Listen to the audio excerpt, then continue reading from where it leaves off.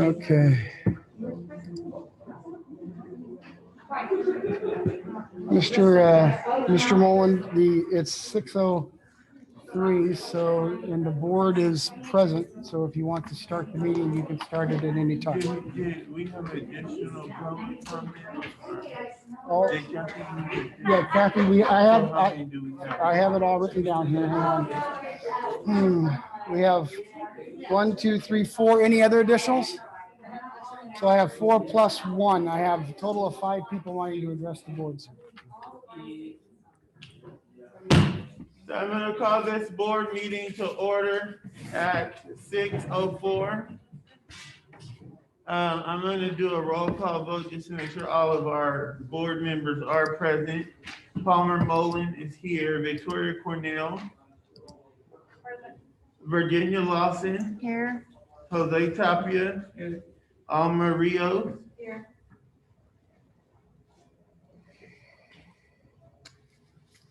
Now I'm going to welcome our guests. Welcome to the meeting of the Fairfax Elementary School District Board of Trustees. This meeting is held in compliance with the state of California and County of Kern Sunshine Laws. We have a place on the agenda to hear from members of the public who attend our meeting. It is good if you can call the superintendent before the meeting and have a place on the agenda for any issue you want to talk about. However, if you haven't done that, you must fill out a form provided for you and give it to the board before the meeting begins. Each item on the agenda can be discussed by members of the public. 20 minutes are provided for each agenda item. Several people can speak during these 20 minutes. We do hope that you refrain from visiting while in attendance in the meeting, as this can be disconcerting to the board members. Thank you for being here. All right. Sorry. Okay, we are going into public comment. That's correct. Mr. Mullen, we do have people wanting to address the board tonight. So if you are wanting to read that statement, you can read that statement. Okay, we do have some public comments, so I do have a statement to read. A person wishing to be heard by the board shall first be recognized by the president and then shall proceed to comment as briefly as the subject permits. Individual speakers shall be allowed no more than 3 minutes to address the board on each agenda or non-agenda item. The board president shall not permit any disturbance or willful interruption of board meetings. Persistent disruption by individuals can be grounds for the president to terminate the privilege of addressing the board. The board may remove a disruptive individual. Individuals who may disrupt a board meeting may be guilty of violating California Penal Code 403, a misdemeanor. Who do we have first? Okay. Tonight, requesting to speak to the board was Mr. Overbeck. Ms. Overbeck. Mr. Overbeck. Mr. Overbeck, yes, sir. Was recognized by the president. Hello, everyone. Thank you for hearing me speak today. My name is Michael Overbeck. I have 5 students within the Zephyr Lane district, the Fairfax district. I have 4 at Zephyr Lane Elementary School and 1 at Fairfax Junior High School. I am coming here to address the board as I've had a major concern over the last year over the nutrition that's being provided to our children. We have noticed over the before COVID and then obviously after COVID with the meals being sent home, there has been a steady decline in the quality and nutritional content being provided to the children. I have reached out to Mr. Andrews several times regarding my concern, and his response was, oh, it meets the nutritional guidelines for the state of California. We have had experiences with sour milk, expired food, rotten vegetables, rotten fruit, you name it, and it's come home, busted bags, seals that are not properly sealed. It has just been a continual ongoing thing. I've had conversations with both the assistant superintendent and Mr. Coleman himself regarding this issue. And I thought it was about time that a parent came up and stepped up and addressed the issue. I just think that meeting the minimum nutritional guidelines for our children is an unacceptable guideline or standard. And I think we should be going above and beyond, especially in these times where a lot of families may or may not have enough food on the table because of the COVID pandemic. You know, it's something that I've seen as a real issue. Some of my neighbors are affected of it. I've seen some of my children's friends that are affected of it. And I just think that we should be trying to do better instead of just meeting the basic needs. We've also noticed that comparative to other school districts, our nutritional standards are really lacking. You know, other schools are serving hot food to their students to take home to eat, where we're just giving them prepackaged stuff that sometimes doesn't even seem edible. You know, my children brought home grilled cheese sandwiches with 6 slices of cheese, and they were so greasy that you literally had to like take a napkin to dampen them off. So I didn't know what the next step was. Obviously, I tried to go through the hierarchy. I talked to school principals, I talked to the superintendent. So I wanted to address the board here to see if there was something that we could do to come up with some kind of a solution to do better. Okay, thank you. Thank you, Mr. Obeck. Mrs. Rolls had requested an address to the board. Let me see if she is online here.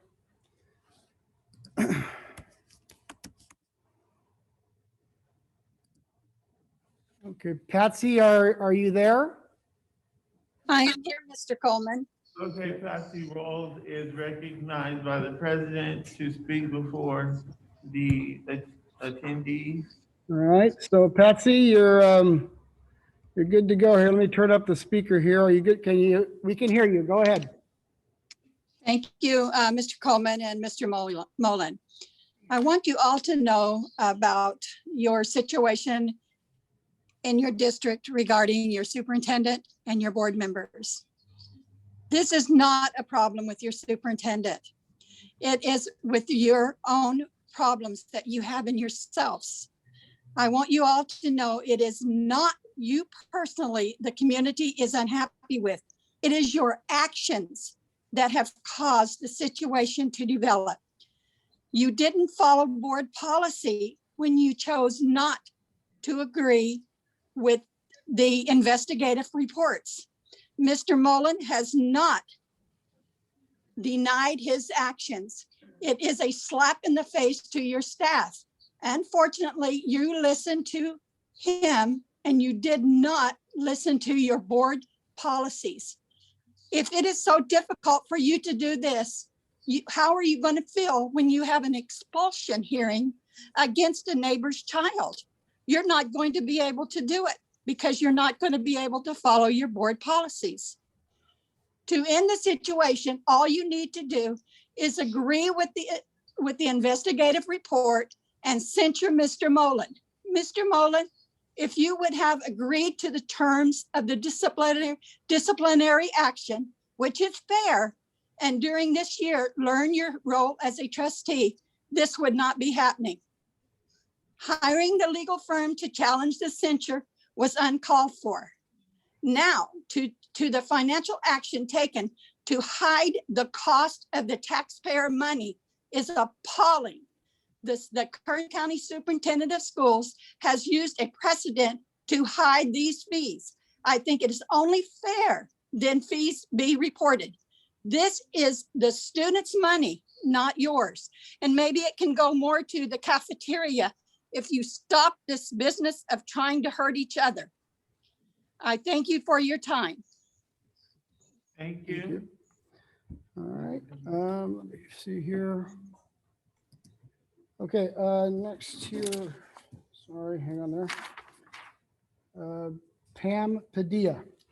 Pam Padilla is recognized by the president to speak before the board.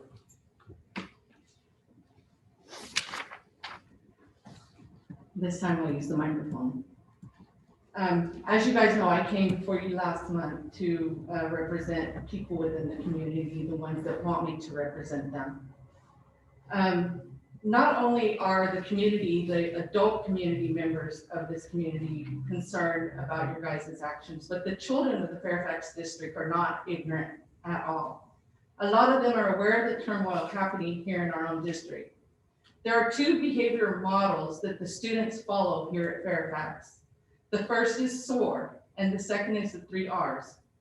SOAR stands to show respect, be on task, act responsibly, and reach for personal best.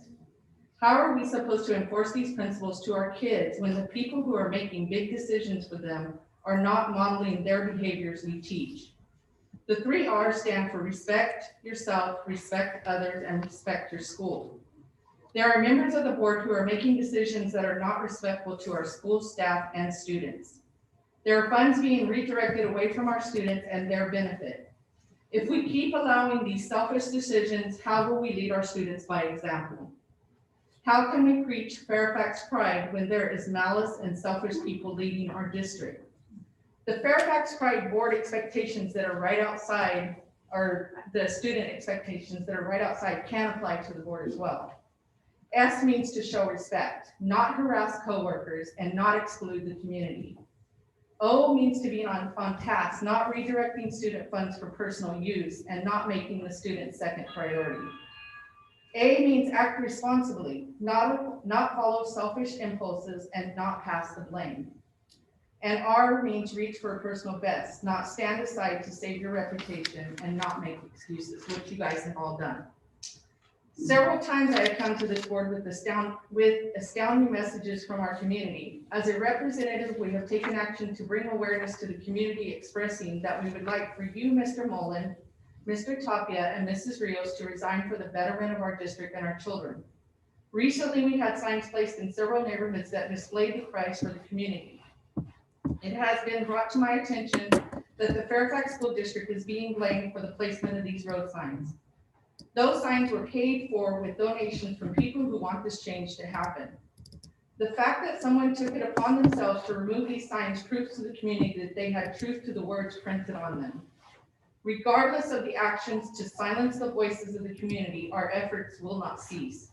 We will not be silenced. Thank you. Okay, thank you. Yes, Jeff Chrysler. Jeff Chrysler.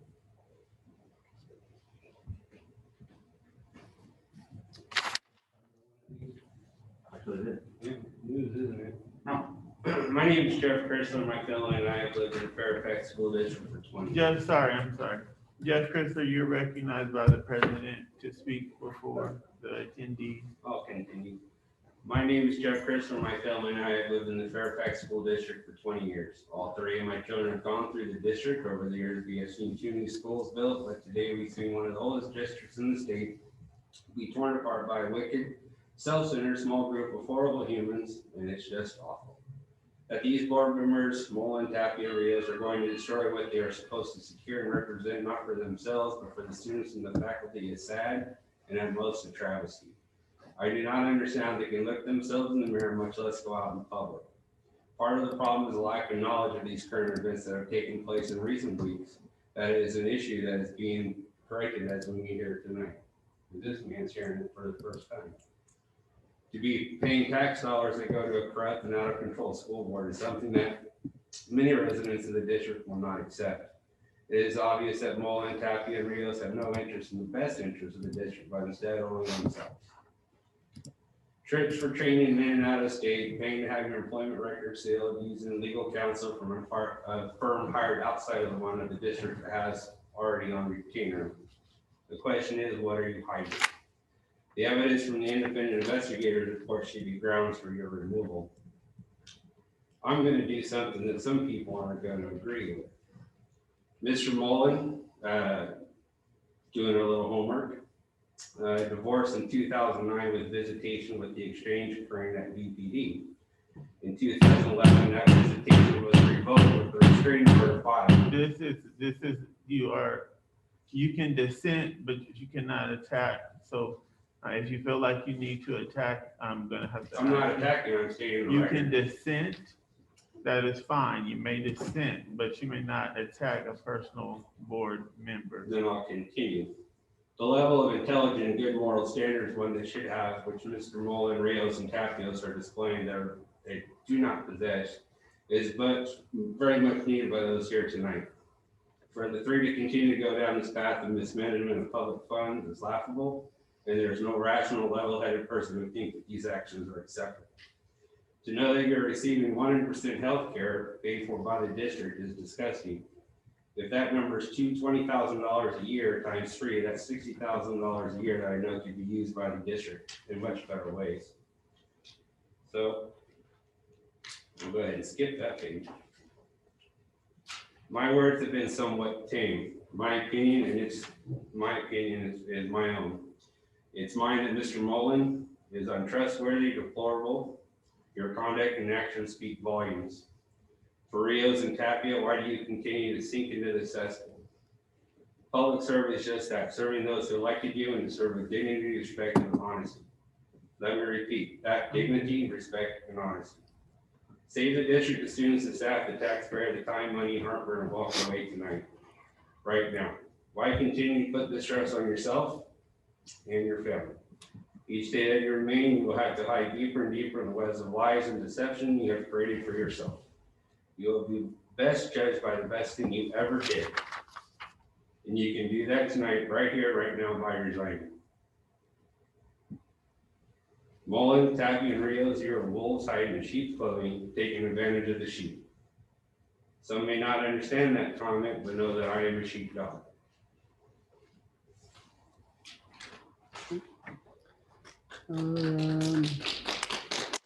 Yeah.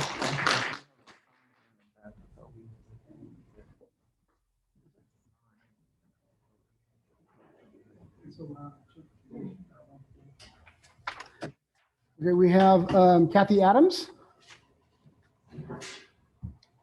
Hi, long time no see you. Hi, Kathy, you are recognized by the president to speak before the attendees. Are you ready for me? Yes. All done. Good day to everyone who attended this evening's meeting. I'm Kathy Adams. I worked here before, volunteer. I've been here for quite a while. But this is not the reason why I'm here. The reason why I'm here is I've been on the board before. We have had a great variety of board members, from teachers to people that are great with the bylaws, which is Patsy Rose, accounting, which goes to Bobby, people that you probably haven't known. And it was a great combination of people with Harriger and Mordano. And my mentors were a great combination. My mentors were Robert Alvarado and Javier Moreno. They taught me how to fight for children's education and nothing more. They were such great men to me that I looked up to them. Since I ran from the board members, I ran every year. I ain't gonna lie. I was not gonna lay down and let this all go. I ran every year, even though I was gonna lose, I did. But I noticed the year before, my posters have been they've been thrown on the ground. And then this year, I put like over 2,000 boards and somebody stole them. They leave them on the ground, didn't spit on them, no nothing, took them and stole them. $2,000. How can that be? And what I've seen is they were trying to corner the market. Because all you see was Virginia, no blame. Virginia, Javier, their names were everywhere. But mine and other people were down. I think, no one's giving him a chance. Jose, early on, I pushed him to do this. He goes, I'll give it to you. I said, no. You fight. People got to understand. You guys didn't all vote for him. The community voted for him. Why? They must have seen something good in this man to be on the board. They must have still, for these people to be here, we don't vote ourselves. People vote for us. And people think that we can be easily, dismissed. We can't. The one who put this up there is all the people. I'm sorry to say. If people don't think we're doing right, pretty much, if they didn't want us up here, they would tell us in mountains. Because that sign right there is to me degrading. What are we? Well, I can give a motion to allow you 3 extra additional minutes. Can I get a motion? Can I get a motion? I thought we had wonderful people that Second. working here together. Second? No. Second motion? Okay, Virginia Lawson, For her to go for a vote, for her to go forward. Alma Rios? Yeah. Palmer Moline, yes. Victoria Cornell? No, sir. 'cause No. Jose Tapia? Other community members have. Jose Tapia? the same. Okay, that is a 4-1. You may continue 3 additional minutes. I have great people to look up to.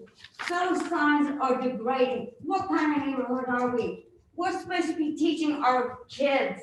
We are not teaching our kids anything good.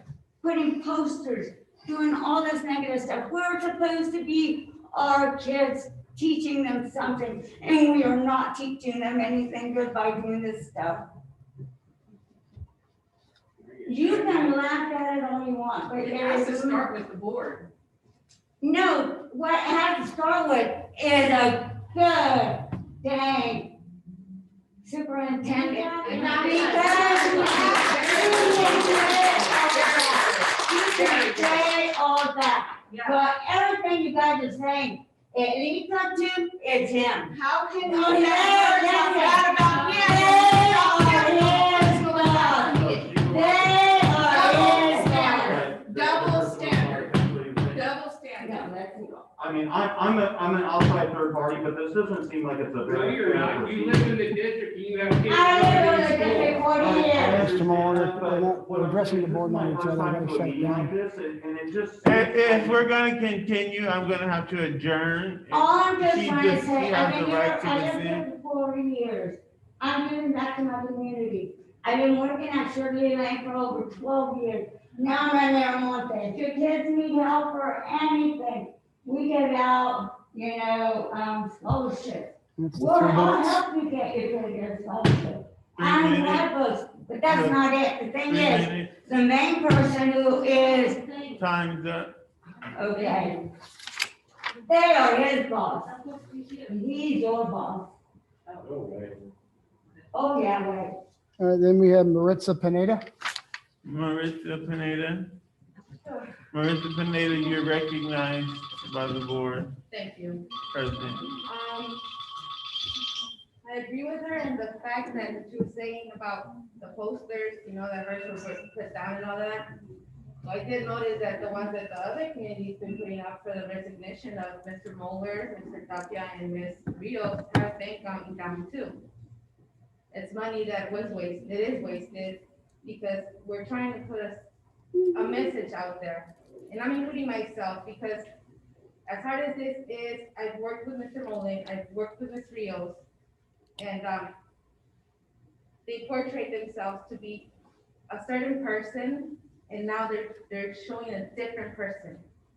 It hurts, it's sad, because as a parent, a former migrant parent, I thought that we were gonna have so much for this district, my kids were gonna have so much, bringing so much stuff to this district, not waste the money in stuff that is not needed.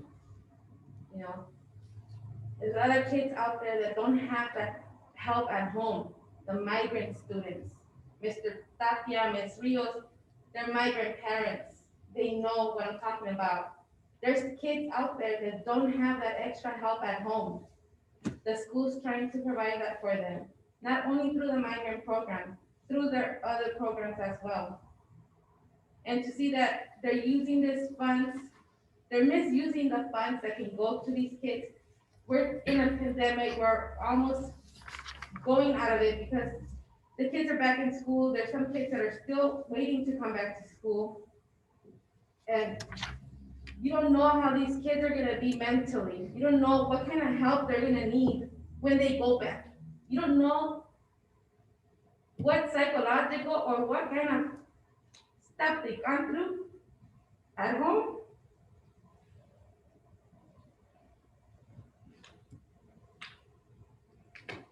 And it's sad to know that the district might not have the funds to give those kids that help. Not only the kids, the parents.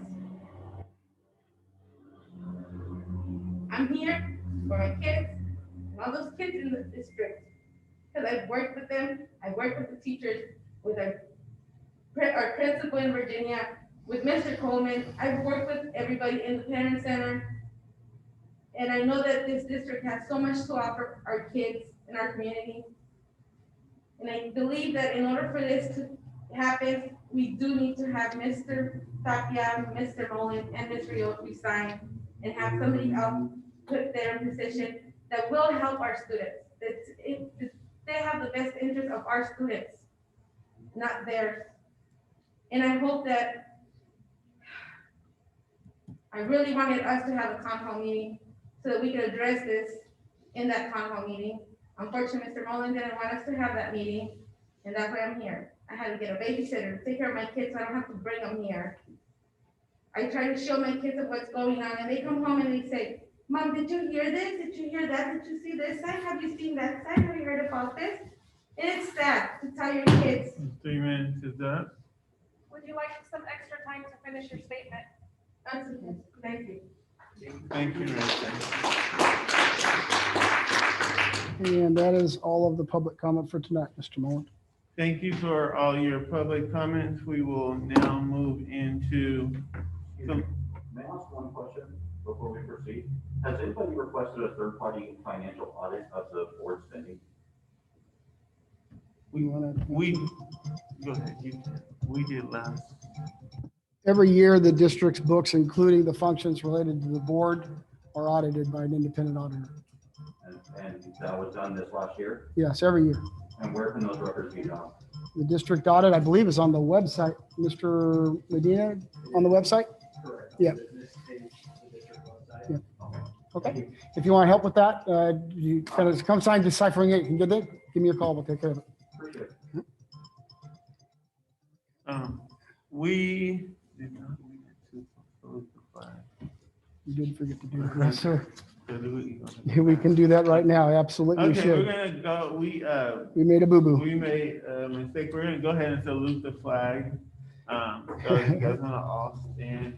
Just salute the We made a flag. boo-boo. All right. Salute, pledge. I pledge allegiance to the flag of the United States of America and to the republic for which it stands, one nation, under God, indivisible, with liberty and justice for all. Mr. Mullen, we also should approve the agenda in the minutes from the last meeting. I would like the approval for the agenda and the approval of the minutes for February 11th. Do I have a motion? Motion. I shall move. I'll second. Okay, first from Virginia, second from Victoria. Can I get a vote? Ms. Rios, Oh, aye. Ms. Lawson, Aye. Palmer, aye. Victoria, Aye. Jose? Aye. Okay, that's the approval of the agenda and approval of the minute. With that, we're gonna move into the recognition section. Yes, and thank you. Power Employee Award. Thank you. Yes, every month, the board tries to recognize one of our employees who goes above and beyond consistently on behalf of the students and her peers. Oftentimes, this award is nominated by her peer or the peer of who's being recognized. and or that site's administrator. This month, we would like to recognize Renee Johnson from Shirley Lane Elementary. Renee is unfortunately, like many in today's times, having to find herself sitting at home for a few days while things clear up. So Dave, where are you, Dave? Would you like to, I know she's online here. Would you like to speak nicely without Renee here, but at least she can hear you? It would be very easy to speak nicely with her. I've got to say, Renee is our top coach at Shirley Lane Elementary. She does an absolutely phenomenal job, extremely dedicated, puts in a tremendous amount of hours. She's always there early, stays late, does a fantastic job working with our students with reading intervention, as well as coaching our EL students, getting ready for the LPAC, coordinating all the testing for Shirley Lane's LPAC testing. And even in this day where we're doing things remotely and with distance learners, we're way ahead of schedule with LPAC testing this year. She's doing a phenomenal job organizing, getting that done.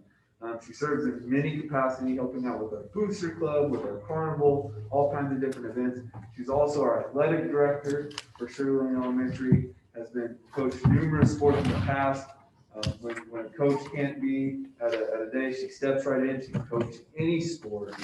And just each and every day, she's a Shirley through and through, has a heart of gold, loves the kids at Shirley Lane, loves the kids at Fairfax, and just does a tremendous job. It makes my job a lot easier too along the way, because she's always there, lending a hand wherever it could be. And I can't thank Renee enough. It's very deserving. She's very much deserving of the Power and Employee Award. Will you take this on her behalf? And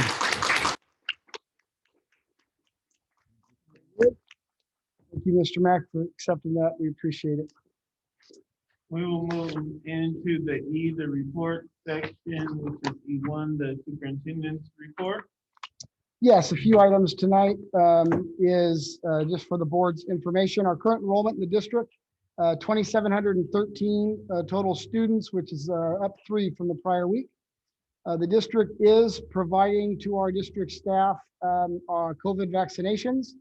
To date, just over 1/3 of our staff have participated in that, in getting the vaccination. Talking with county soups, that tends to be about on par to what county other districts are seeing as well. So not way above or behind the average, so to speak.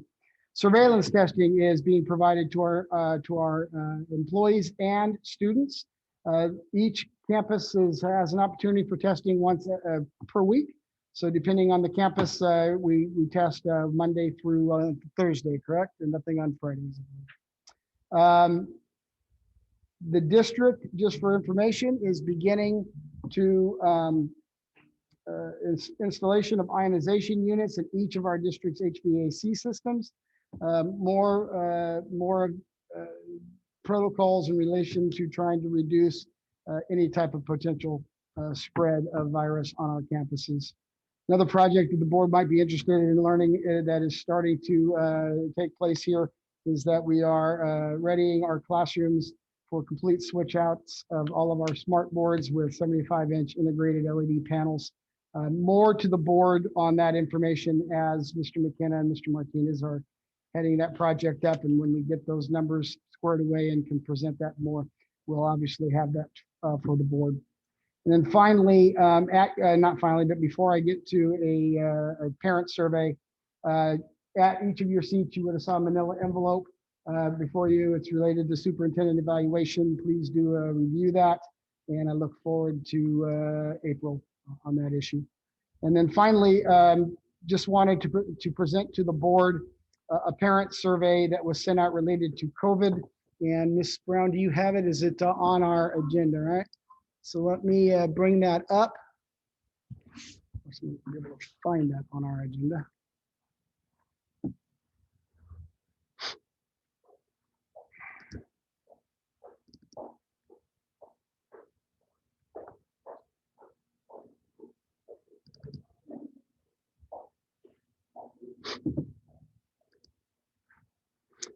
Okay. Please, yeah. So I believe that presentation was at each of your desks, each at your seats. And we're gonna throw it up here for Ms. Brown. All right, good evening, everyone. Thanks for being here tonight. And I just want to go over our parent survey that we sent out about the response to COVID-19 that the district has. You know, we've been in at a year now, and we've learned so much from when we closed the schools back March. And so this survey went out to each household. And so within our district, we have 1,619 households. And so our responses, we have 581, which is about a 36% return rate. And so looking at that, of course, you would like to have 100% return rate. But when looking at surveys, and I did a little bit of research from the National Survey website, and it states that a population our size, 20% would be considered a valid survey. Not a great, but a 36% is above that, so we're happy with these results. And so of those 581 responses, 55% of those students are on on-campus learning, and 45% are on full distance learning. There's a variety there. We'll go over that. And so for on-campus learning, the first question was, how satisfied are you with the way learning is structured at your student's school right now? And so you'll see that 82% of those responses for on-campus learning were extremely satisfied or quite satisfied. 16 were somewhat, and 2% not satisfied. For a full distance learner, 67% were extremely or quite satisfied, 30% were somewhat, and 3% were not satisfied. I think those numbers speak to how hard our teachers and sites have been working with our students learning. For on-campus learning results, how satisfied are you with the district's safety measures, including temperature checks, social distancing, mask requirements, plexiglass barriers, and reduced class sizes? 94% are extremely satisfied or quite satisfied with the protocols we have in place right now on our campuses to keep our students safe. 4% are somewhat satisfied, and 2% are not satisfied. When we look at our full distance learners with the question, how difficult or easy is it for your students to use Canvas? Canvas is our learning management system. That's where all the students' assignments are. They're called Canvas. The teachers use that to instruct the students at home, and that's where the students go in and submit their work and complete their assignments. 68% said it's not difficult, 26% said it's somewhat difficult, and 6% say it's extremely difficult.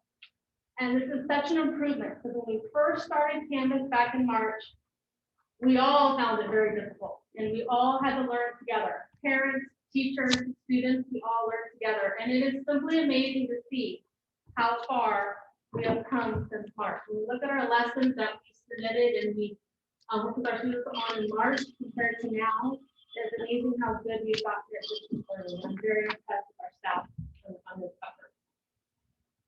How concerned are you about your students' academic growth right now? And this comes for on campus, 46% are not concerned, 27% are somewhat concerned, and 27% are very concerned. And that's where we are too. We are also concerned about our students' growth. We all know that as much as hard as we have tried from March when school shut down to keep the pace and the rigor, it's very difficult to teach when students are not in front of us, where we cannot, change our lessons and interact with them as we did when they were on campus before. For full distance learning, 55% are not concerned about academic growth, 19% are somewhat, and 26% are very concerned. The next question, how concerned are you about your students' social emotional well-being right now? On campus learning, 67% are not concerned, 19% are somewhat, and 14% are very concerned. The full distance learners, 66% are not concerned, 20% are somewhat, and 14% are very concerned. Social emotional learning has become very important as we have our students work with us remotely. So we've made great efforts in making sure that we're connecting with our students and keeping them connected to school and making sure that we're keeping their social emotional learning in place. The next one is how helpful has communication from your student school been this past school year? And 98% are either satisfied or somewhat satisfied with communication. 2% are not satisfied. And for full distance learning, very similar, 97% very or somewhat satisfied, and 3% are not satisfied. There's also some areas where we can take parent comments, and one thread that was very popular was the use of parent square has been very helpful in communicating with parents, and we found that tool very valuable. How comfortable do you feel communicating with your students' school? 98% are very comfortable. If you break that down a little more, 78% are very, and 19.4 are somewhat, and 2% are slightly uncomfortable, 0% are not comfortable. I think it's outstanding. For full distance learning, 98% are very or somewhat comfortable, 1.6 slightly comfortable, and 0.4% not comfortable. So again, very strong communication between the schools and the parents. I'm proud of that. Last question, how satisfied are you with the district response to the COVID-19 pandemic has been thus far? 86% are extremely or quite satisfied, 13 somewhat, and 1% not satisfied for on-campus learning. For full distance learning, 75% extremely or quite satisfied, 19% somewhat, 6% not satisfied. So I think that we have a lot to be proud of with this parent survey. I think we should always be celebrating the successes, and I appreciate the work that has gone in to make this successful, from MOT to site principals, administrators, teachers, certificated staff, classified staff. It has been a true group effort, and we're very proud of it. Mr. Any Nolan, questions about anything? and that's my report for the night. That would be the superintendent report for the month. Is there any board members that want to submit a report? Last meeting, the community has been asking for a town hall meeting. The previous meeting, they were given, Mr. Mullen, you said we agreed 7 to 10 days, the community would have a response. To this day, hasn't happened. I'm still receiving emails. Community have contacted me asking me why have we still not had a town hall meeting. Let me stop you right there, I'm sorry. Me and the superintendent and the KFTA, and there's been some parents, students have had COVID. Other things have played a factor into the role of why we haven't had a town hall meeting. If we're all gonna be present, and then if someone's child is out sick, then we're not gonna be able to make that happen. But me and the superintendent, him working with his KFTA staff, has played a role. I'm sorry that we have not been able to communicate better to get that information out to all the board members. Stop you right there. We are present here at the moment, so why can't we give the community what they're asking for?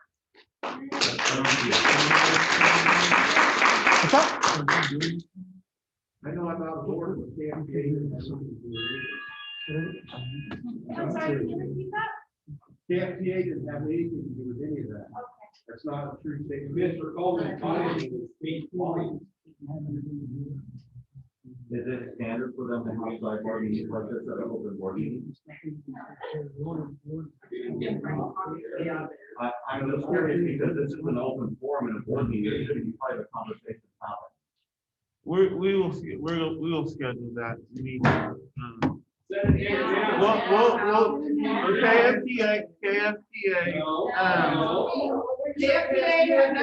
There was a community, me and the superintendent had a conversation, and it was a misunderstanding. Town hall meeting will be scheduled. If we want to schedule it right now, we can do that. Yeah, okay, we can schedule it. Go ahead. We can schedule that meeting because normally our agendas are supposed to last 90 minutes, so we can schedule it for you guys tonight.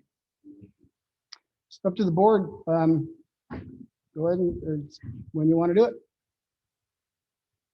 It's up to the board. Board we can do a town hall meeting anytime. I need 3 days to publish an agenda, so you can have it starting as early as next, we would need 3 days. Yeah, theoretically, it would have to be 16th, 17th, 18th, looking at the calendar. Let's see here. Any of those days, 16th is, there's an LCAP. On the 16th, there's an LCAP Town Hall Zoom at 6 PM, so that might be, that's on Tuesday, the 16th, so if we can steer clear of that, I'd appreciate that. But 17th is wide open in the evening as far as I can see.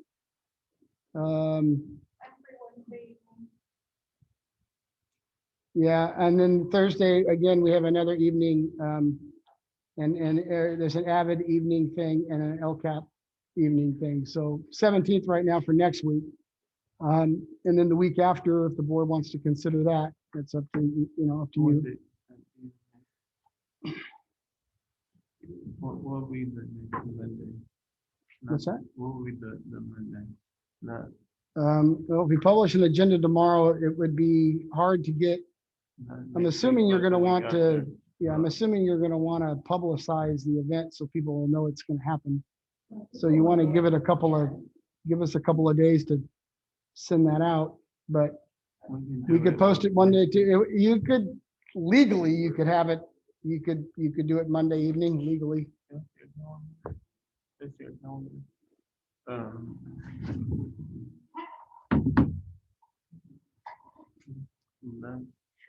About the 22nd. 22nd? Well, for my calendar, the 22nd is fine. It's up to the board members if the 22nd works. I say the sooner the better. Wednesday works and there's nothing going on. I'm 3 days for the agenda to go out. There's some other stuff. Okay, the Monday's fine. 22nd? 22nd? 6 o'clock? Is that what I'm hearing? 22nd.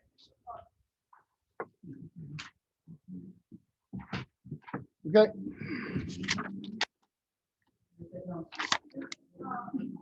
That's my idea.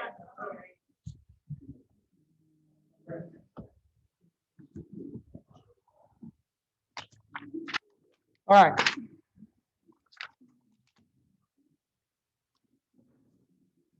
Want to get Is everybody okay with 22nd? 22nd's okay? 22nd's okay? Yes, I can make that work. 22nd? I don't know. I need to receive my agenda. I think that's it. Yeah. Well, He Right needs now- to check his calendar. right now the floor, we can schedule it, and if it has to be adjusted from there. we can do Okay, it. we'll schedule it the 22nd at 6 o'clock. Es la mayoría. So, si necesitamos cambiar algo, ya lo hacemos. Si es la mayoría. Okay. Or can we wait? So he can tell us when. It's majority. Majority. Majority already agreed.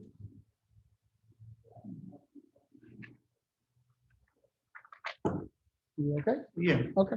We, I'm sorry, I apologize. just to be fair to Ms. Rios, Ms. Rios is asking to give Mr. Tapia time to check his schedule. Can I get a motion for that? A motion to allow Mr. Tapia to check his schedule. Can I get a motion? No, motion? A motion to, A motion to give Mr. Tapia time to check his schedule. And then to give that to us when he gets home, and then we can give that to Mr. Coleman, who can put that on the How about guys, if we can all agree that we're going to have a meeting sometime before the end of March, is that fair? And then I will send an email to the board tomorrow morning. You all agree to check emails and send back dates that work for you and the date that works for everybody. I'll schedule and we'll announce. Does that work? I'm sorry, I'm not okay with that because I keep receiving emails, I keep receiving phone calls from the community and they're being persistent and we've already let them down once. Why are we going to do it again? That is not fair. We can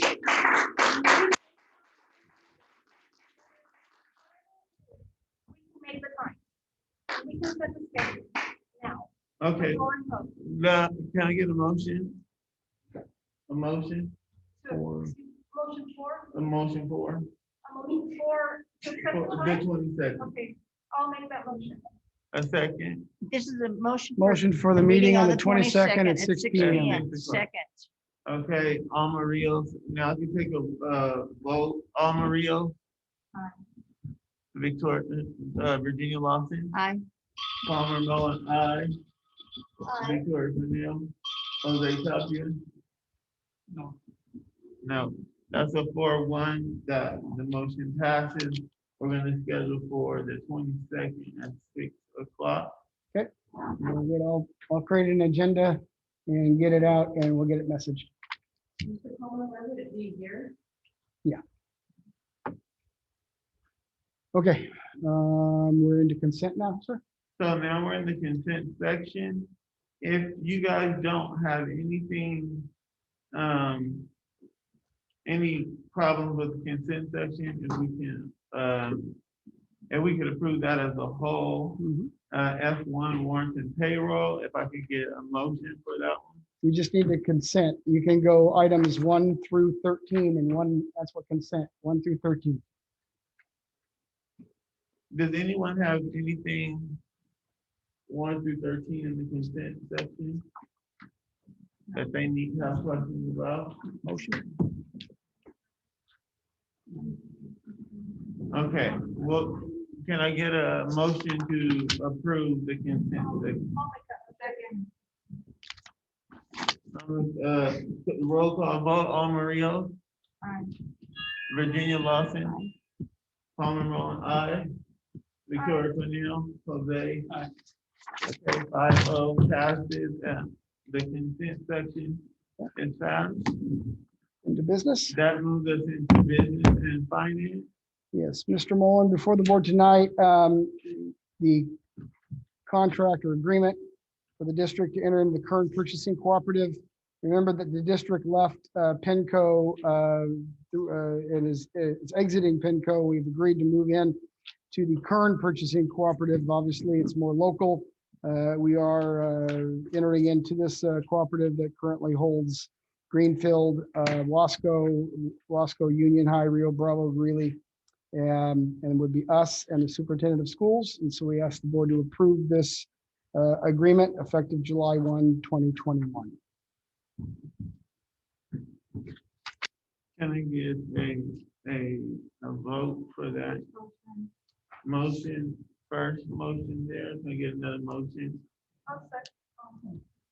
That was okay. Second by Jose, now vote by Almario. Aye. Virginia Lawson. Aye. Palmer Mullen, aye. Victoria Cornell. Jose Tapia. Okay, that's 5-0. Yes, next item, sir, is the agreement sale of real property. Now, it says vote, and I apologize, it's supposed to be a discussion item, so it doesn't need to be action tonight, but what the hope is that the board would, absent hearing any negative, the board would have on the April agenda a voting item moving along the sale of part of land that the district owns behind Shirley Lane Elementary School. With us tonight is the title director, general manager of the East Niles Water District, and he's going to address. He's been before the board, but this is a different board now. Before, there were members here that weren't here now, and now we have new members, and so, and about this time, the state and is a little bit more serious, and they've come along farther along the way, and so they're ready to actually get busy now. So it's better that he's here. So if you'll introduce yourself and kind of re-energize everybody about what what you're proposing, and that way the board can kind of give some direction about whether or not we're coming back next month or not. So there you go. Okay, thank you. Good evening, members of the board. My name is Tim Reese. I am the general manager for East Niles Community Services District, that we refer to ourselves as Water District. And I'm here tonight just to reiterate my district's interest in your property adjacent to the Australia Lane Elementary School. And I don't know if you know the history or the background, but you're not able to develop that property because of state law that says you're so many feet from a rail line that you can't build any facilities. So it's been vacant all this time. So we're interested in developing a well, constructing a well there, as well as a storage tank. This would serve the local community as well as planned development just over here at Red Bank and South Fairfax. So we did have an appraisal done, but it's kind of old now. It's about 5 years old. So if the district is interested, we can go ahead and look at revisiting that and see what the cost would be. But my board is very interested in purchasing this. The state did contact me this week about funding for putting in new distribution mains in this area, south all the way to Mall Road, and across Beach Hatch Highway, and it would also include the well and the tank I just mentioned. So my board, though, is concerned that the state's dragging their feet, so we're interested in just making the purchase now and hopefully get reimbursed from the state later. So I know this has gone on for quite a long time, but my board's now interested in moving forward. So what we would do then, if the board would want to, we could look at revisiting the appraisal, then come back to the superintendent who will give you that information, and then we would proceed. If we agree to, we can have an agreement to purchase the property, and we'll go ahead and take care of all the fees and legal descriptions and everything else that's required for the purchase. And if you'll remind, the land behind Shirley Lane is roughly, I want to remember, 3.5, 4 acres, maybe 5. Right. You're not proposing buying all of that, right? No, It's we're only looking at, about, 1.5 acres. Yeah. I have had some people contact me interested in your property too for development. Right. They have to come to me because I have to give them a roll letter. So I could hold up things, no, we wouldn't do that. But anyways, we are interested in, yeah, what will happen to the remaining land that you own remains to be seen, but I'm sure someone would probably want to put a house or well, two. you are correct. The district is not able to build and put anything that has to do with students on that acreage because of the proximity to the railroad spur. And we do from time to time have to maintain, clean up. We get complaints when the dust gets going really good. We're responsible. People come and dump illegally on there. We're responsible to remove it. So there is an ongoing maintenance to that property. It's really whether or not with the board, if they're interested in selling about 1.5 acres on that. We'll know who the owner is forever and a day, so you know that they'll be taken care of. But other than that, it's really up to the board to determine if you want to sell that property or for us to continue to maintain the entire property as it is right now. We have no call on the property. It was just purchased as that was what was purchased to get the Shirley Lane campus land. Last So- time there was another person interested in that land.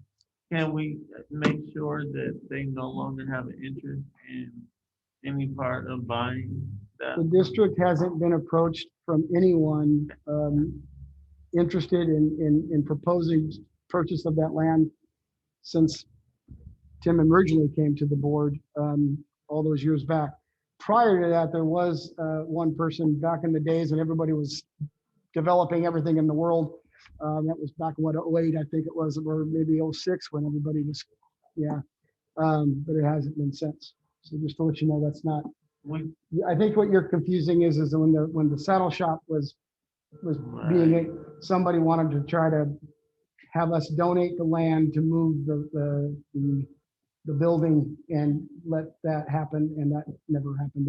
They bulldozed the house, and so that's no longer viable. So anyway, I know this is just for information. I guess your superintendent would let me know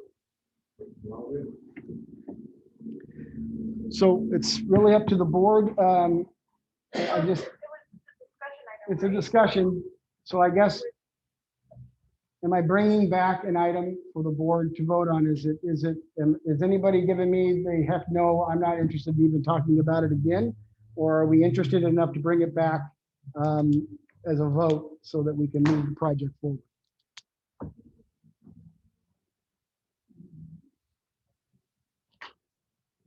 I'll be happy to answer any questions. I have a question. I have drunk the water across the street in the Fairfax area. It was awful. So much that the people would boil it sometimes before they would cook. Are you gonna do anything with the well over there? Is the well still in the same water vein, or are you gonna treat it, or So I think you're referring to the Victory Mutual Water Company. whatever they had there? So actually, the state wants us to take over their system and put in new water mains. And yeah, I don't know how deep their wells, if their wells are shallow, they may be. That can lead to nitrate issues and some other issues. I don't know all the water quality characteristics of their well, but our wells typically are very deep. We'll probably go about 1,200 feet and pump 1,000 to 1,500 gallons per minute because we're serving a large municipal area. So in regards to the water quality, yeah, we have to meet the standards. Now, some of you may have seen our notices going out about 123 PCP, and I just want to let you know that we've tested all of our wells. There is this one well that has detected that, but lately we've been testing it, it's been non-detect. But the fact that we did detect it one time or a few times, we have to inform everybody. More than likely, it's not in the water, but the fact that we detected that one time, we still need to let everybody know. So currently, we do have a treatment plant under construction to resolve that issue. And if there's any other issues with the groundwater here, if there's arsenic in here, the state will fund for arsenic treatment as well. So whatever contaminant that we encounter that's above the maximum contaminant level, we'll address that and get funding for it. Do you have plans on going south on Fairfax? Yes. How far down? Tomorrow Road, the Oasis House Association, whatever, all the way like near, almost near Sterling Road, going that way. Yeah, we're looking at also putting in new. And like going west towards Sterling? Yeah, of course, they spread all the effluent. We can't go that far, but the farthest we could go is Sterling. I know I have an employee who lives on Sterling more, so she's very interested in connecting, but until the line is constructed, there's only certain water systems that can be part of the project right now. So I can just tell you, Victory Mutual is one of them, the Oasis, there's a San Joaquin States Mutual Water Company, there's Country Estates also, and then there's a small one over here, East Wilson Road, just a few homes, but we'd be putting in new mains in that area as well. All right. Thank you. Well, we'll be receiving an updated appraisal and all that, right? If that's what you want to do, yeah. Okay. In fact, I would recommend that to my Yeah, if board. we're I gonna have a board expend, meeting next week. if he's gonna expend the energy and the monies and funds, I just want to make sure that if it comes to the board and it's good to go, that it's gonna be considered and we're interested at least considering that, so. So we need to go for a bid on that, or we need to have a bid? No. No. No, just to let you know, so we're a special district, so we're prohibited from providing a gift of public funds. So in other words, if you wanted, Yep. pie in the sky type money, we couldn't do that. We have to go through appraisal and give you what. Same for us. We Yeah, can't pay over so- appraisal, so. So I'm hearing that we should bring it back for April. Mr. Tuppy, okay? I need to know that. So he's confused on the location. It says Furnace Street. Yeah, it's the land right behind Shirley Lane. Yeah. Uh-huh.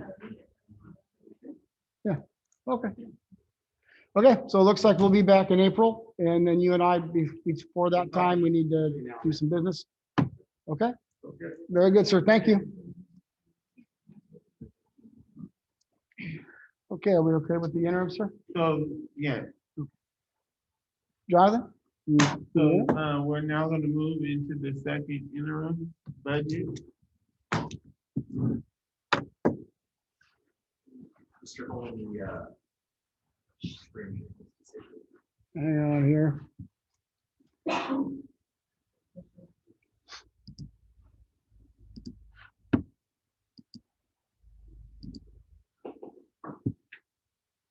Are you a panelist? I am. So you should be able to do that now. Are you able to do it? I am. All right.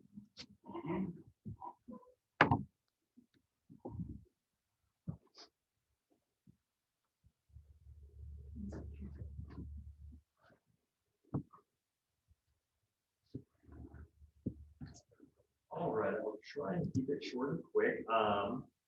So the second interim is the second of our mid-year financial reviews. We're required to do them for Ed Code. And when we do these financial reviews, we take a look at the district's current fiscal year health as well as the 2 following years. And we use actual through January 31st to do these projections. The board is required to take action on this report and it's been submitted to the County Office of Education for review. I did want to talk about the state budget for a hot second. What happens at that level trickles down to what happens here at the school level. State revenue, the state budget is doing fantastic. The revenues are far exceeding all projections in their current budget, which was revised upward again in January. Though the state's doing great, the deferrals were still left in the legislation, meaning that even though the state's doing great, we are still set to not receive our monthly apportionments from February to June. So again, though the state's doing great, we're still not going to be receiving the money that we are owed for those months. And the reason for those are the state's been balancing their golden stimulus, the reopening grants, vaccination priorities, things like that. So that's just a quick update of what's happening in the state. And since first interim, again, we've now reopened our campuses for AM/PM instruction. We reopened Rock Kiddos back on in February. We also hired 2 additional teachers. We knew that by bringing the kiddos back on campus, we were going to battle classroom shortages for significant staff. So we brought them on to aid with that. We also received a cafeteria allocation from the state back in March of 2020. COVID happened originally, and then we ended up getting the first care package. But we just now received a one-time payment, and this would mean that school nutrition to help us do this year. So that was very much welcome. And now we've received preliminary allocations for the second stimulus package that President Trump signed in just before he left office in December. So just covering unrestricted revenues, again, through all of these pages, you're going to be looking at the unrestricted side of the budget because that's the true indicator of fiscal health for our district. Now, unrestricted revenues overall have changed downward by $26,000. P1 attendance certified in our unduplicated percentage dropped by about 0.5%, just resulting in a $46,000 decrease. Other state revenue decreased by about $12,000. There's an assessment apportionment that the state is not going to be funding this year, so we have to make that adjustment. Other local revenue has been upwardly adjusted by $30,000 because of our interest rate increase. We've gone in and updated those, and so we're making more interest on the cash that we have in the bank. So it's been upwardly adjusted by 30 grand. Now, looking at our expenditures, you'll see that we've made downward adjustments to the salaries for those certificate and classified budgets. That's because we were on full distance learning. We had a reduced need for any additional subs or supplemental pay. And so it's just been downwardly adjusted for those. You will see a larger increase in our employee benefits of $1.3 million. And that's related to an OCUD trust contribution. And that is a big deal, but I will touch on that on the slide just in a moment. Now, back to books and supplies, that budget has decreased by $183,000. That's due to the decreased budget for fuel, bus repairs, things that we're now seeing when we didn't have kiddos on campus during the December, January months. We've also had reduced materials and supplies for our classroom budgets. Just because we've been able to utilize and offset with the one-time COVID monies that we have. You see services and capital outlay are increasing though, and that's primarily due to the 2 portables that we've now constructed or in the progress of constructing. One at Zephyr Lane, that's just went in, was operational, and now one storage portable here in the MOT yard. Again, due to COVID, we've had to have additional storage needs to keep everything for people and staff. So I did mention that OPEB trust, and that's a really big deal with what's included in this budget. So we made promises to our employees that if they give us 15 years of service, and they decide to retire between ages 55 and 65, that we will cover their health and welfare benefits. And what this budget includes is a one-time payment to fully fund our OPEB trust. And what our OPEB trust is intended to do is cover the cost of all these retiree benefits, all these promises that we've made, and take all those expenses from the general fund and just have the OPEB trust paying for it to really free those dollars up. And so by doing this, we'd be one of just a handful of districts in the entire state that can claim they're fully funded. But if we be in an elite level, it's a very big deal, something we can really hang our hat on. That's something we accomplished.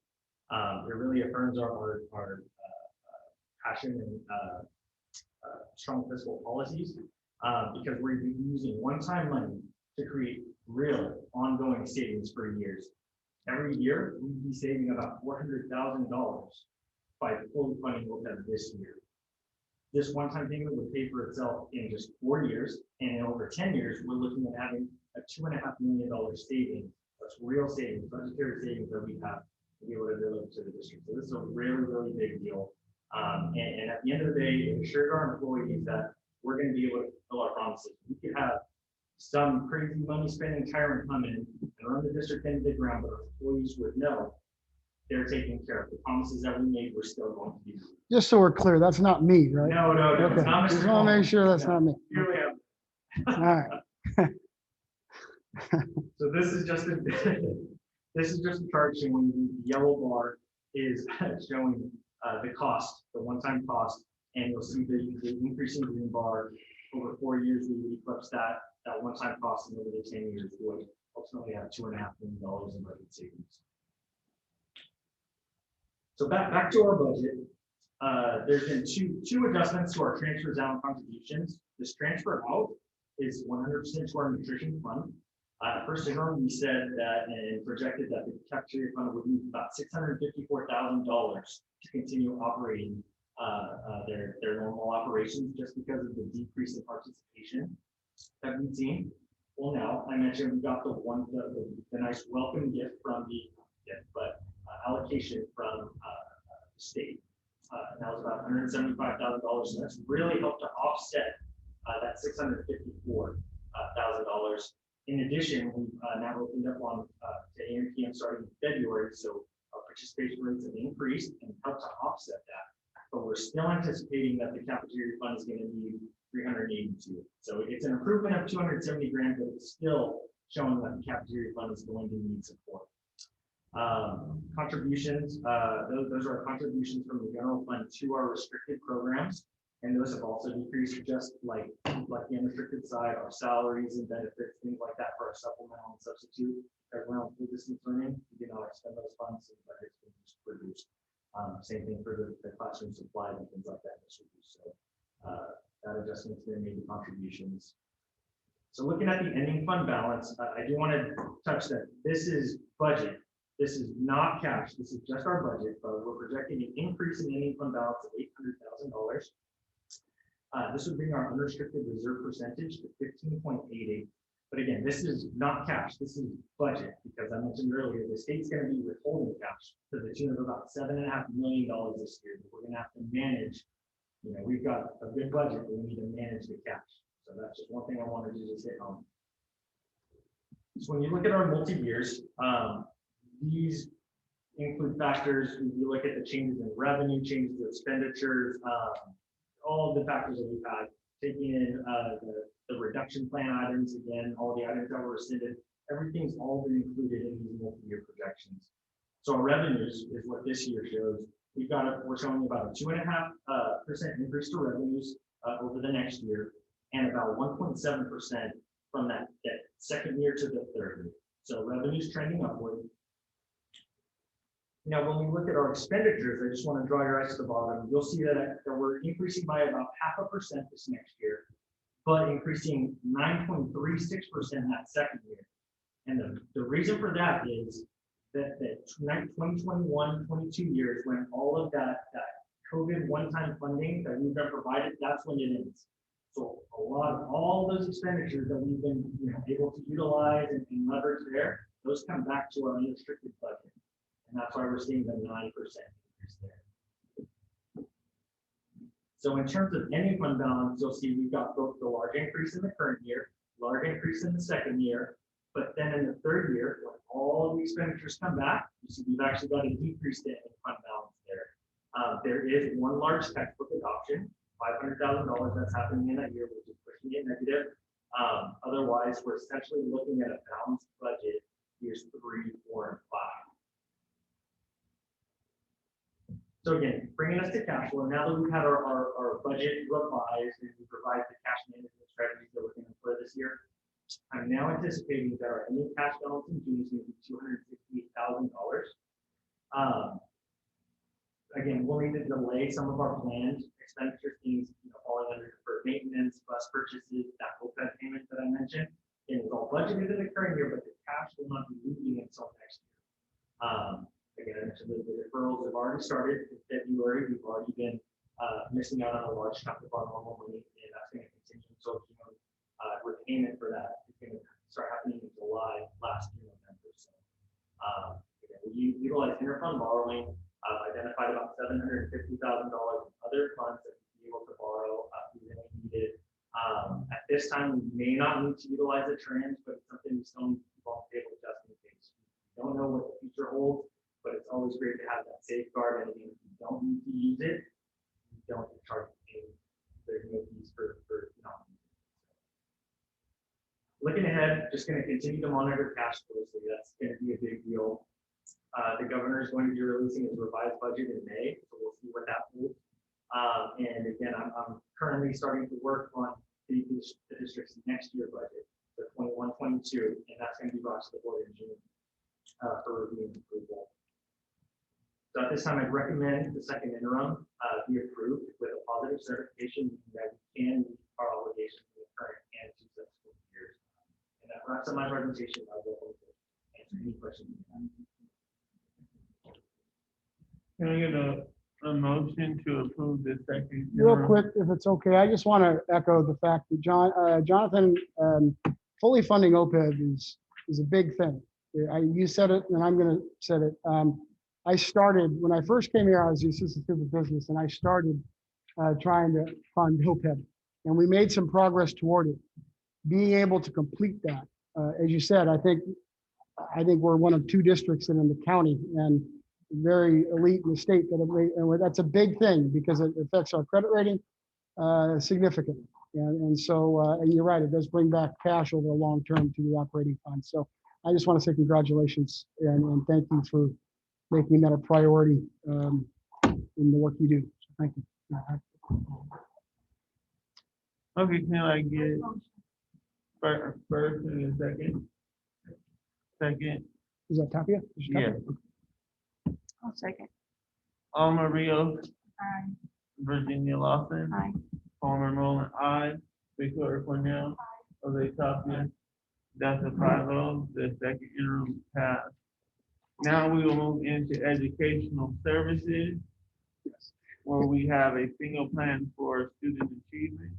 Yes, Mr. Mullen, over the next couple of months to this meeting and next, each of our sites is going to present to the board. We call it, boastfully being proud of what you do and come and let your light shine type of thing. So every year the board has to approve any revisions to a single plan for student achievement, and we kind of wrap that up in each site, kind of presenting to the board what they're most proud of and the things that they've implemented and continuing to do at their sites for the students. So tonight we're going to highlight Fairfax Junior High and Zephyr Lane. Each of these presentations about 20 minutes. Do we need to take a quick break or we want to motor through? All right, if that's okay, then if it's okay, I'll ask Junior High. Wendy? And let me get to. Hello. First of all, I'd like to say thank you for bringing us back on October 28th, even though we were only there for about 3.5 weeks. And then back again on February 9th. Our students are so happy to be back at school. We still have about 40% on distance learning. Our single plan for student achievement has to be done every year. We're looking at our goals and action steps for each year. It lines up with the LCAP. There are line items in it where we have to have those line items in there because it's federal money and we have to show how we're spending federal money. But we also add additional line items to that plan because we want to make sure we're reevaluating every year based on parent surveys, student surveys, staff surveys, what we're doing, and that we're meeting the needs of our students and families. So we prepared a video. Actually, Mr. Garcia, one of our fabulous staff members, helped us put this together. And instead of boring you with a long PowerPoint and more talking, I want to talk today.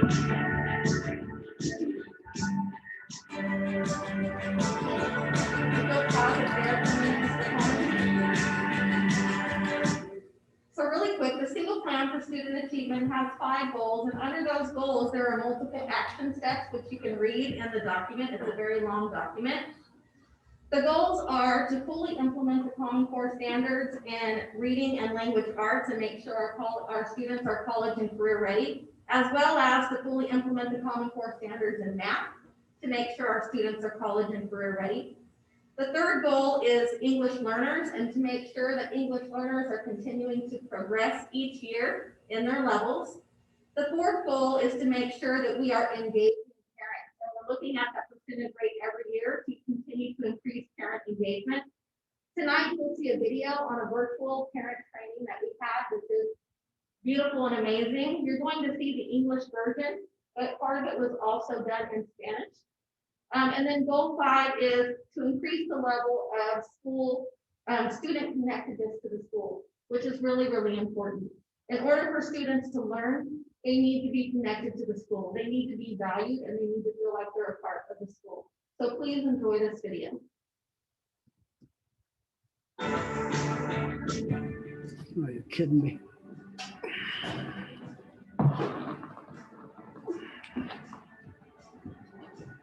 So what we'll do is we'll do some reading and we'll kind of bounce back and forth to the notes as we read. Okay, and I have Natalie first, if you can take the first 2 slides. There's going to be some big words today because there's going to be some scientific words. Do your best to say them, and I may interrupt you here and there just to make sure we're pronouncing it correctly. Okay, Natalie. Lucy Regents studied chemistry, psychology, anatomy, and physiology, and worked in hospitals, nursing homes, doctors' offices, and government health departments. All right, so I just put RN. You hear that a lot. It's going to come up a lot today. That's a registered nurse. And by the way, sorry, I gotta get my Zoom thing out of the way. We have some teachers here, some of my close friends here, Mr. Boschini and Mr. Keeling. Both of their wives are nurses. In fact, Mr. Boschini's wife is the head of nursing at CSUB. She has her doctorate, and it's a pretty high level position. But I was talking to Mr. Keeling, and he was talking about there are a lot of different things you can do with a nursing degree. It's not just taking care of patients at the bedside. So I just want you to keep that in mind as we continue. All right, so this is all I have so far because we'll get into the details of this in a few minutes.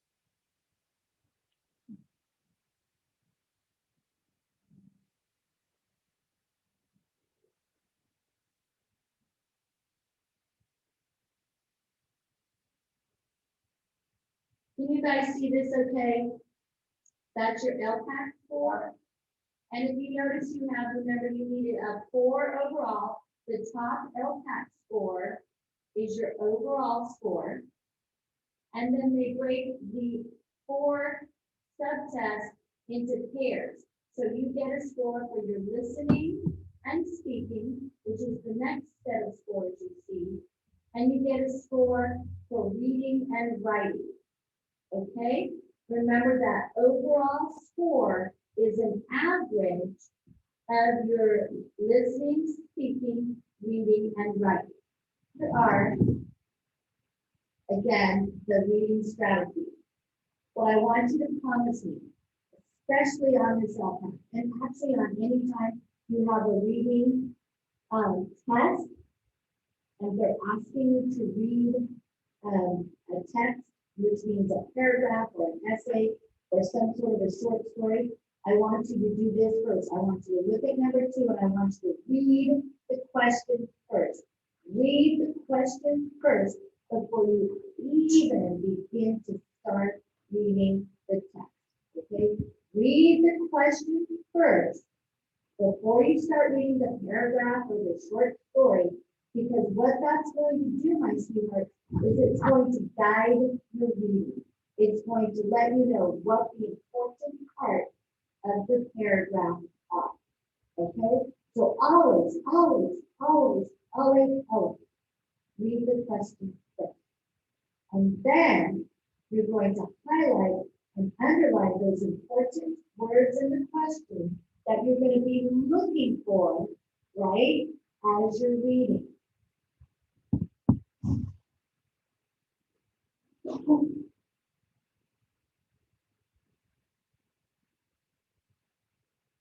I'm sure your experiences in school and applying to college and picking your major and deciding what you want to do with life, I'm sure people have told you to make sure you have something to fall back on.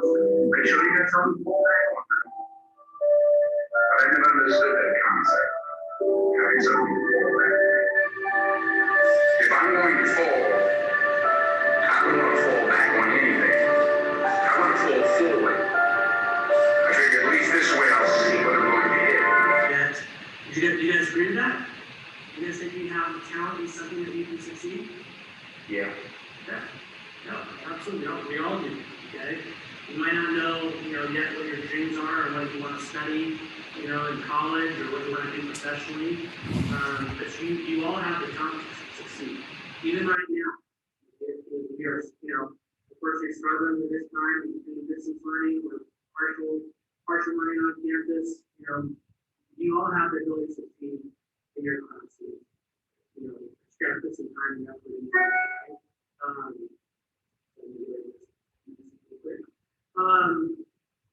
Okay. What stood out to you before I read my questions? Maybe someone, one statement that he made really stood out. Him saying how he doesn't want to go back to people that he wants to go forward because he has to see what he's falling at. I think that's really interesting. Yeah, right. Definitely interesting.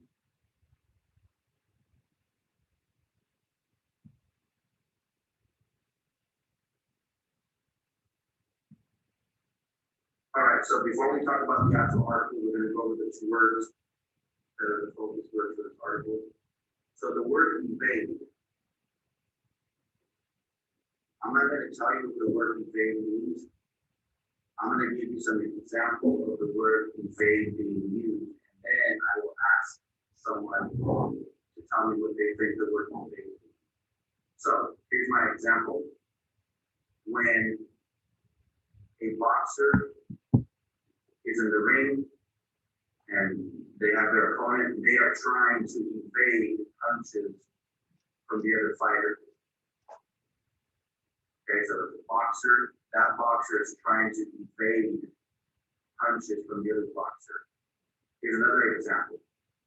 Like in the Air Force, the fighter jets, when they're training, the fighter jets are trying to evade, like if there's missiles coming towards them, they're trying to evade the missiles. So someone tell me, what dodge? What's the word for word dodge? Dodge. What's another word you can use?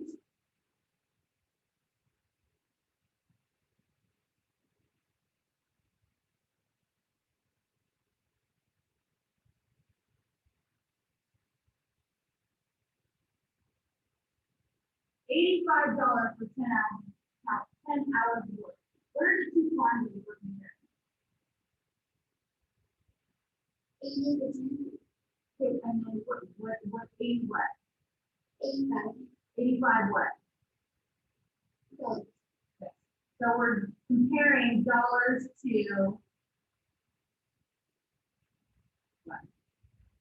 Hours, that's hours, dollars, hours. So we know that he made $85 in 10 hours. But the question is, how much is he going to make in 1 hour? Right? And that would be the unit rate. It always has to be one per hour, per mile, right, per dollar. All right. So we're going to divide rate of dollars to 1 hour. Marco earns $85 in 10 hours. So he earns 85 divided by 10 in 1 hour. So we could just take this ratio, which is how they're related. Take this ratio, make sure we put it in order. The first number goes on top, the two dots turn into a line, and the second number goes on bottom. 85 divided by 10. Okay? 80. So this is lovely. Your ability to see the good and good around you. And most importantly, your ability to see your good in yourself. Ultimately, make your life more enjoyable. Because prizing attracts positivity. That's Sam, who you do, and I am from the other side of what you want to live into more. And I want to just say to everybody, I love as well that Dad Sam came on, because it really shows the importance of, vulnerability and your children being able to see who you are as he shares himself so authentically. It's not just mom's talk, that Dad, when you come home from work, whatever it is that you're doing, that you make that point to connect with your children, right? It was really authentic, vulnerable place that I think that you always bring to the table. Because this is truly how they learn. So, all right, so you'll be doing now, Sam's going to pick an item statement that he wants to live into more, wants to manifest more within himself.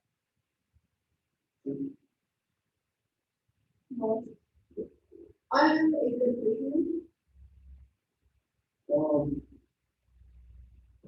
Can you tell me a little more about that? Well, I love fishing. I love catching fish. I love collecting old fishing rods, fishing reels, old fishing reels.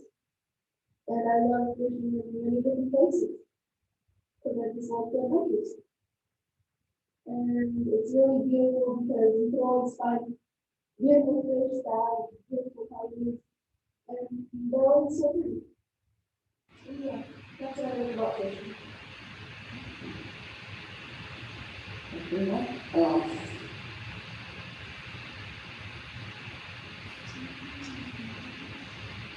I really think you did a good job on expanding what you like, because I am a witness to it. I remember the first time you went fishing. Okay? And the third time you got the first fish. Remember that? Yeah. 5 minutes later, what happened? You got the first fish. Okay? So yes. 2 years later, I see you becoming a director. If you go to the park and you spend 90% of the time fishing. And I love that. We talk about in our community, we go a little deeper into the lake. I know about that. It's all deeper into the new part. Okay?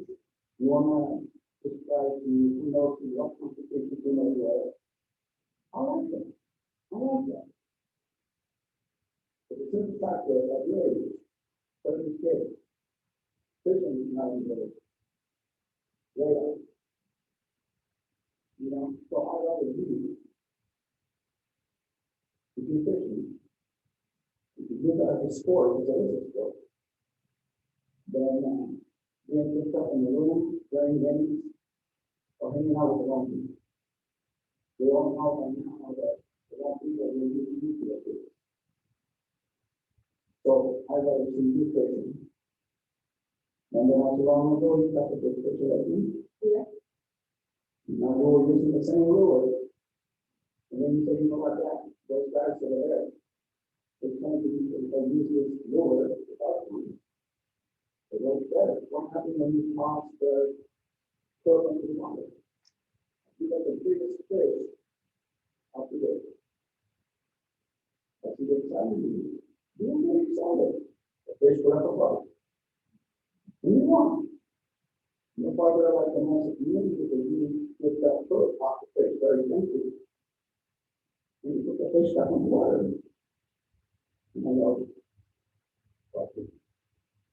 Then. Thank you.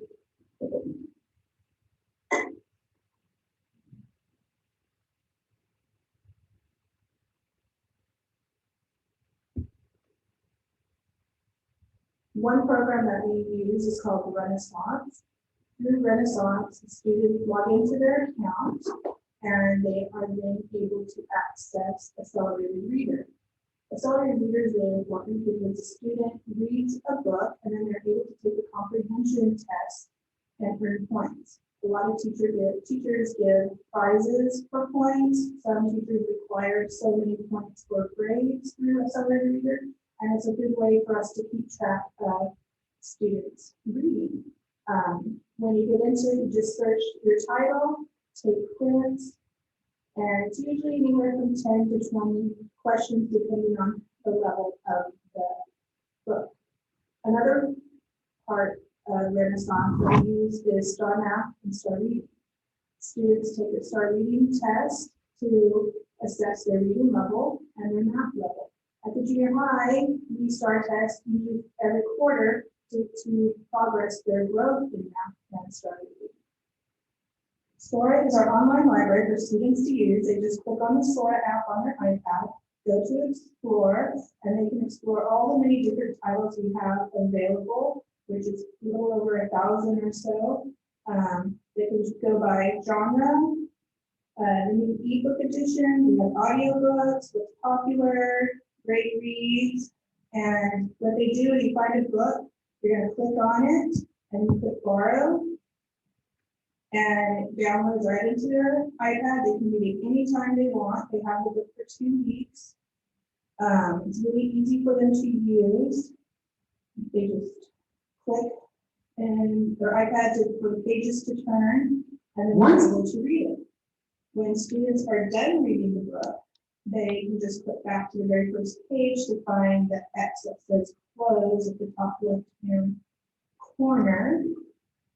And then they press borrowed and return the book so somebody else can check it out. Very simple. Another app we have for our students to check out books is called Epic. Through Epic, the teacher needs to set up the student's account. So as you can see, there's many books for the students to explore. And once they pick a book, they just click on it and it opens right there on the iPad. You click the screen to turn the pages. It also reads out loud to you.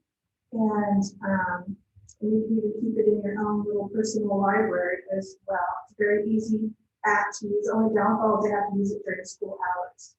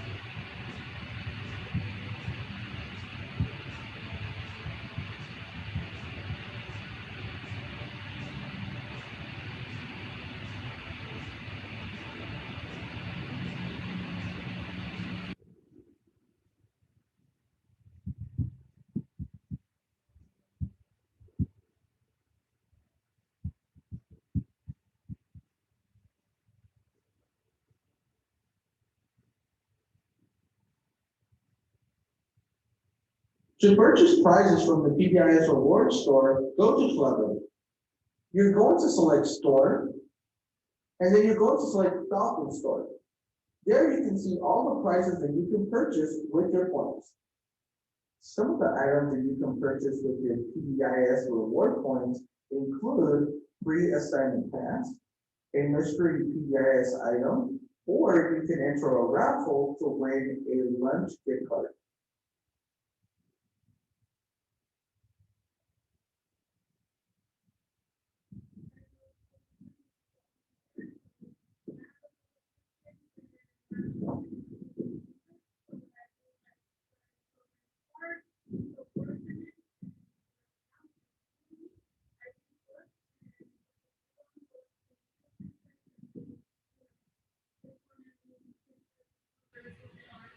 Hello, so what I do is I help students with essays, and I also grade, like students need more explanation on a certain material, I'll do that.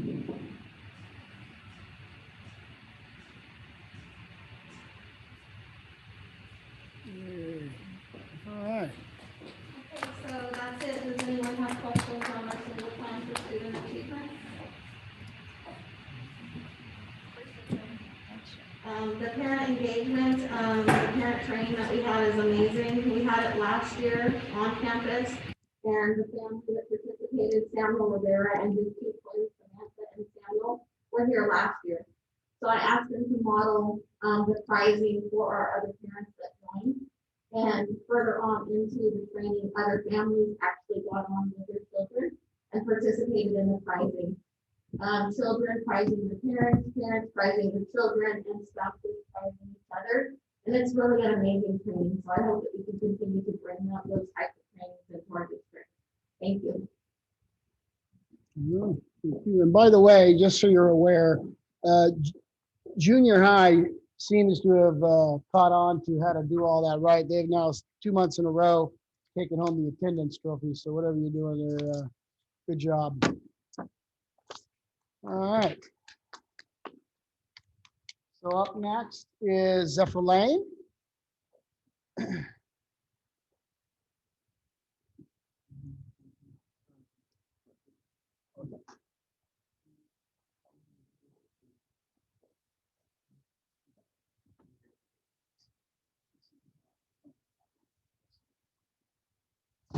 Okay.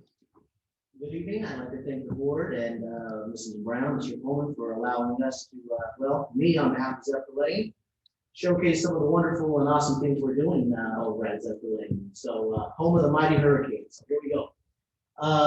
Just a quick peek at the overview of the presentation. 3 important stakeholder groups that I'd like to recognize are the students, parents, and staff. I call them the heartbeat of Zephyr Lane. I like to use that terminology there because you'll see throughout this presentation that it's really a recurring theme where we're recognizing the students, the parents, and the staff. And we're a team at Zephyr Lane. And again, you'll see that throughout this presentation, and I really wanted to take a moment to really highlight that. Other things you'll see are student incentives and acknowledgement, keeping staff morale up, our interventions and programs, family and community engagement, which is still very huge, our vision and goal, and then of course to end it out our next steps.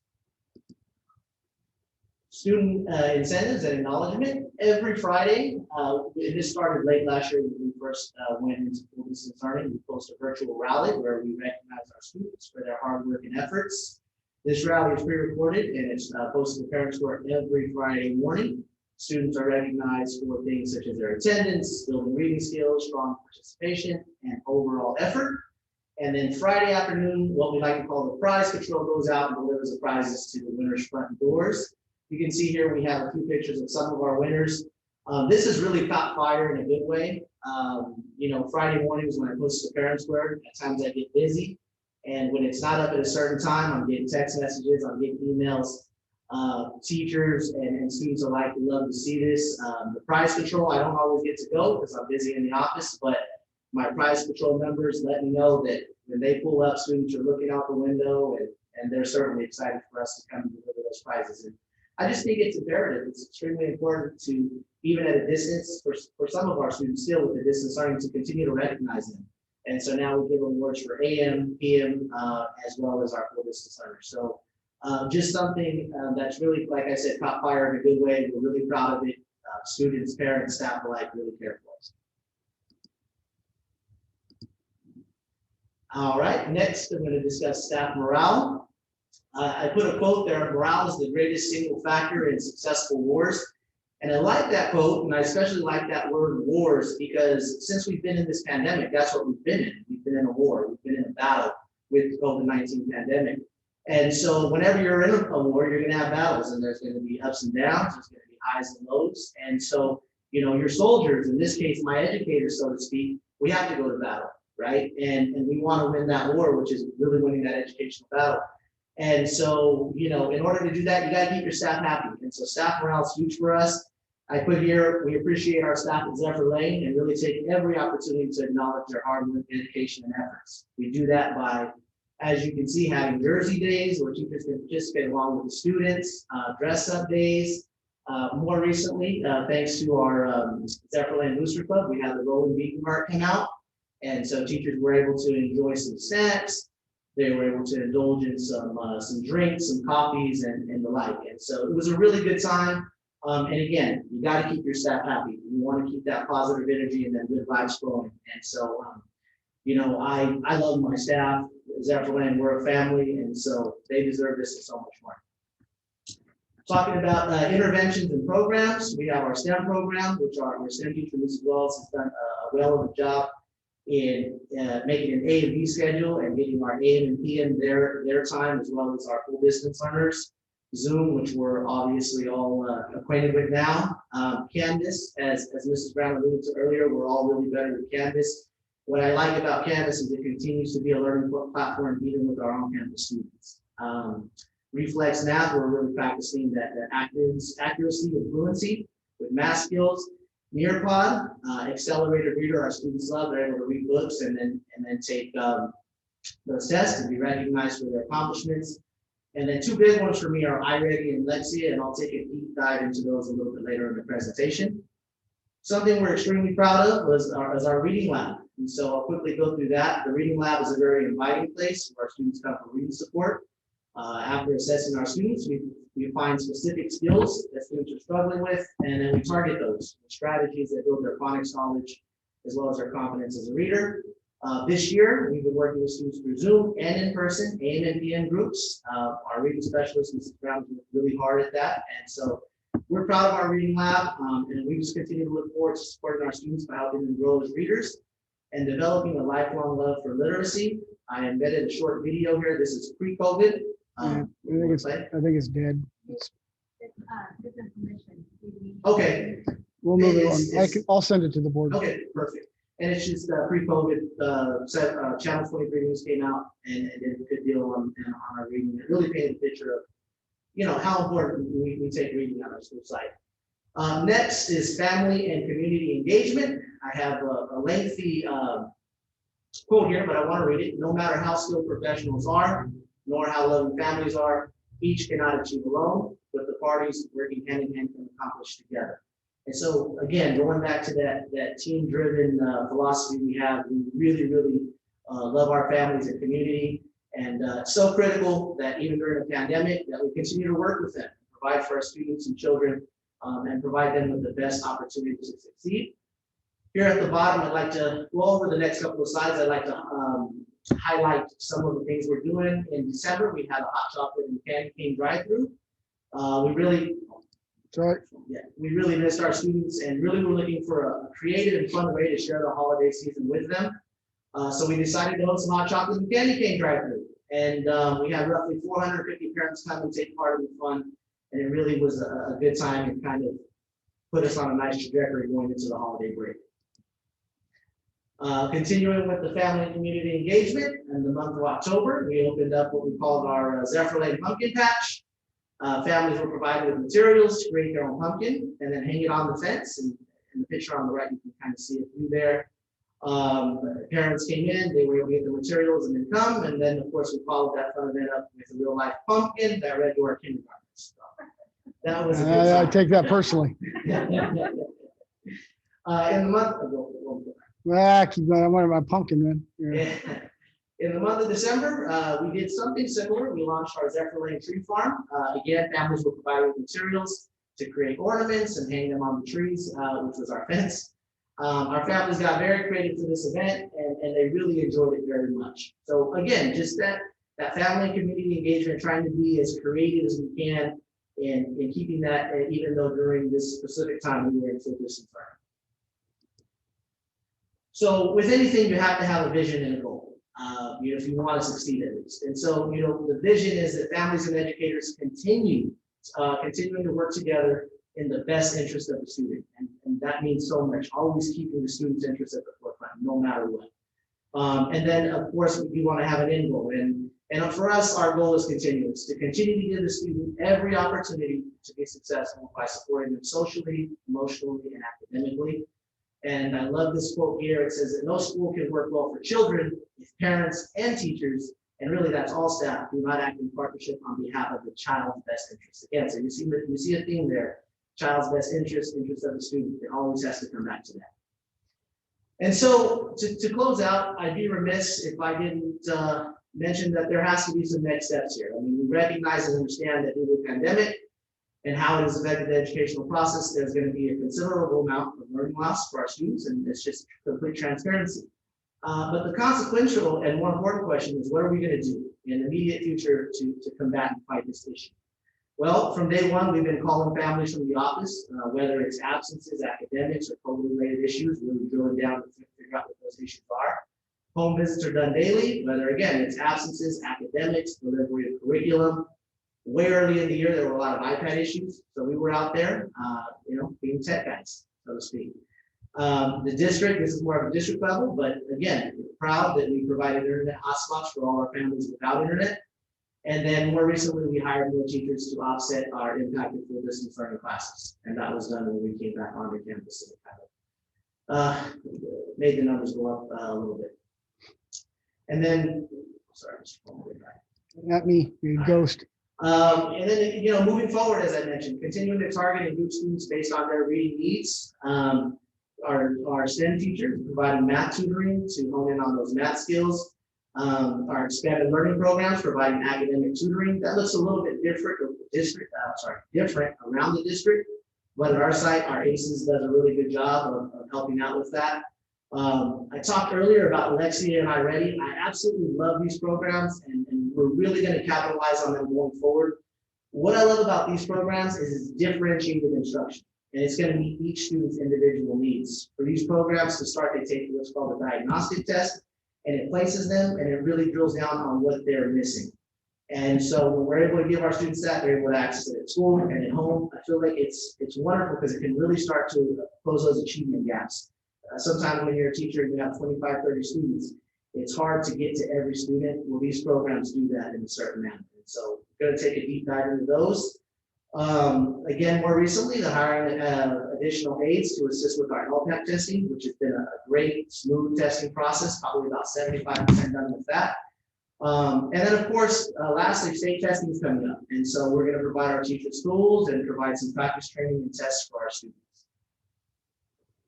So but this year, the state testing, those scores will not count, right? They're not gonna count the score. They will count them this year. As of right now, the 2021 test scores will be compared to 2019 test scores. Yeah, and so we have those, and we also have our continuing, from those iReady and Lexia and AR, our STAR testing and STAR math, we have different means to calculate just how the students are doing. And that wraps it up. Any questions? Good job. Great. All right, thank you guys. Very good.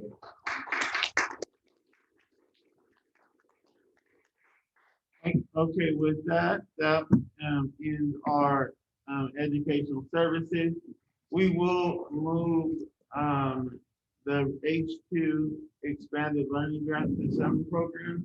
We'll move that discussion to our next month agenda. If that's okay with the board. I'm just, I'll take a motion because this is a discussion item. You can just table it, yeah. Second.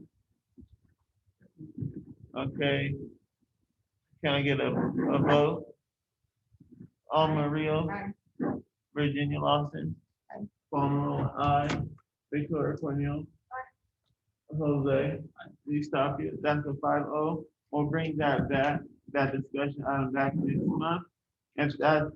If we have no other business, then this meeting will be adjourned at 7:59. Yep. 7:59, the meeting has been adjourned. Is there signatures before the board members leave? I can't hear anybody. Vote. Oh, yeah. Sorry. Yeah. Who's got, I thought, yeah, we had 7:59. Who's the vote? Who's the motion and second? Jose. Can I get a vote? Alma Rio, Virginia Lawson, Paul Malone, aye. Victoria, Jose, aye. Right on. Thank you. Signatures? 7:59 still. Yep. Yeah.